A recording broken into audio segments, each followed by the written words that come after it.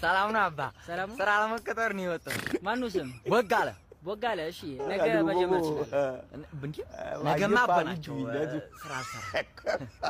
እሺ በቃ ችግር የለም። ከነገ ወዲያ መጥተህ መጀመር ይችላል። በዕለተ አርሴማ በፍጹም አይ ገና ሳትጀምር እኮ አስቸገርክ ቦጋለ። በቃ እሺ በሰባት በጠዋት ነው የምትመጣው። በዲማ ጊዮርጊስ በዕለተ ሥላሴ ምኑ ጉድ ነህ?